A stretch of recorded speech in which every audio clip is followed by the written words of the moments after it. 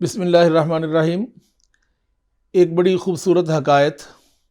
جس کو تذکرۃ القرطبی صفحہ نمبر 319 پر بیان کیا گیا ہے، اور امام غزالی نے بھی اس کو بیان کیا ہے۔ بڑی خوبصورت حکایت، لیکن اس سے پہلے میں گزارش کروں گا کہ آپ ہمارے چینل کو سبسکرائب کریں، اس سے ہمیں بہت زیادہ خوشی حاصل ہوگی۔ تذکرۃ القرطبی میں یہ بیان کیا گیا ہے کہ ایک شخص میزان عمل پر قیامت والے دن اللہ رب العزت کی بارگاہ میں حاضر ہوگا۔ اس کے اعمال تولے جائیں گے، اس کی نیکیاں اور برائیاں برابر ہو جائیں گی، تو اللہ رب العزت فرمائے گا کہ نہ تم جنت کے حقدار ہو اور نہ تم جہنم کے سزاوار ہو، تو اب تمہارے ساتھ کیا کیا جائے؟ اسی اثناء میں ایک فرشتہ ایک کاغذ لے کر آئے گا اور اس کے اوپر لکھا ہوگا اف، اور وہ اس کے نامہ اعمال میں رکھا جائے گا، تو اس کا گناہوں کا پڑا انتہائی بھاری ہو جائے گا۔ یہ کلمہ اف جو ہے، اس کے حوالے سے میں ذرا آپ کو بتا دوں کہ قرآن پاک میں اللہ رب العزت نے فرمایا وَقَضَىٰ رَبُّكَ أَلَّا تَعْبُدُوا إِلَّا إِيَّاهُ وَبِالْوَالِدَيْنِ إِحْسَانًا إِمَّا يَبْلُغَنَّ عِندَكَ الْكِبَرَ أَحَدُهُمَا أَوْ كِلَاهُمَا فَلَا تَقُل لَّهُمَا أُفٍّ وَلَا تَنْهَرْهُمَا وَقُل لَّهُمَا قَوْلًا كَرِيمًا، کہ اللہ رب العزت تمہیں حکم دیتا ہے کہ اللہ تعالیٰ کے سوا کسی کی عبادت نہ کرو، اللہ تعبدوا الا ایاہ، وبالوالدین احسانا، اور والدین کے ساتھ حسن سلوک سے پیش آؤ۔ اما یبلغن عندک الکبر احدہما او کلاہما، تمہاری زندگی میں اگر وہ دونوں بوڑھے ہو جائیں یا ان میں سے کوئی ایک بوڑھا ہو جائے، تو فلا تقل لہما اف، تم نے انہیں اف نہیں کہنا۔ یہ اصل میں کلمہ بیزاری ہوتا ہے، ماں باپ سے بیزاری، کہ میں تمہیں کہہ تو کچھ نہیں سکتا، اب تم بڑے ہو لیکن تم نے تنگ بہت کر رکھا ہے، تو اس لیے بندہ اپنے ماتھے پر ہاتھ مار کے کہتا ہے اف، اب میں کیا کروں۔ تو اس کا وزن قیامت والے دن اتنا زیادہ ہوگا کہ دنیا میں پہاڑوں کا بھی اتنا وزن نہیں، اتنا زیادہ اس کا وزن اس کلمے کا اللہ رب العزت نے رکھا ہے۔ یہ اتنا بھاری کلمہ ہے، جو کوئی گستاخ اپنے ماں باپ کو کہتا ہے تو فلا تقل لہما اف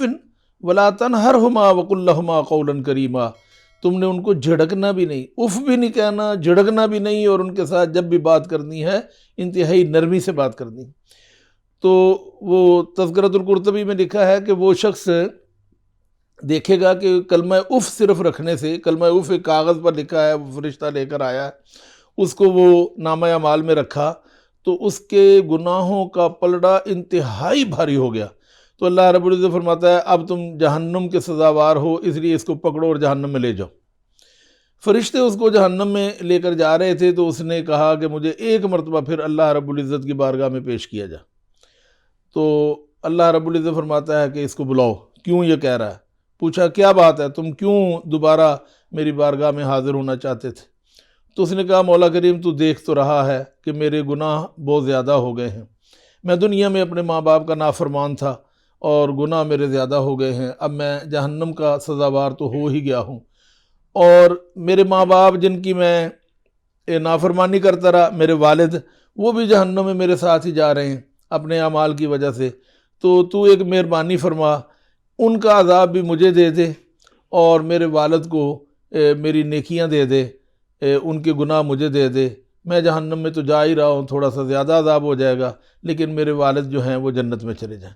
اللہ رب العزت اس بات پر مسکراتا ہے اور فرماتا ہے دنیا میں تو ان کا نافرمان تھا، آج تو اپنے والد کا اچھا سوچ رہا ہے، ٹھیک ہے جا اپنے باپ کا ہاتھ پکڑ اور جنت میں چلا جا۔ تو اس طرح وہ شخص اپنے ماں باپ کی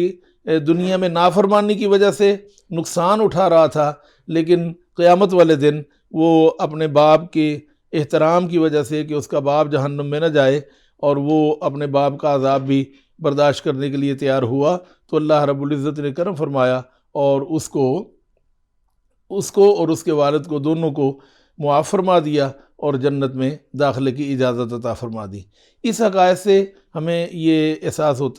ہونا چاہیے کہ اپنے ماں باپ کا ادب و احترام ہر صورت لازم رکھیں، اور کبھی بھی اپنے ماں باپ سے کلمہ بیزاری بھی نہیں کہنا، چاہے جائے کہ کوئی اور بڑی بات کہی جائے، اور جو شخص اپنے ماں باپ کا فرما بردار ہو، اپنے ماں باپ کا احترام کرنے والا ہو، قیامت والے دن بلکہ دنیا میں بھی اللہ رب العزت اس کو عزتیں عطا فرمائے گا، اور قیامت والے دن بھی اس کے گناہوں کو معاف فرما کر اس کو جنت کا حقدار بنائے گا۔ اللہ رب العزت ہمیں ہمیشہ اپنے ماں باپ کا ادب و احترام کرنے والا بنائے، آمین ثم آمین۔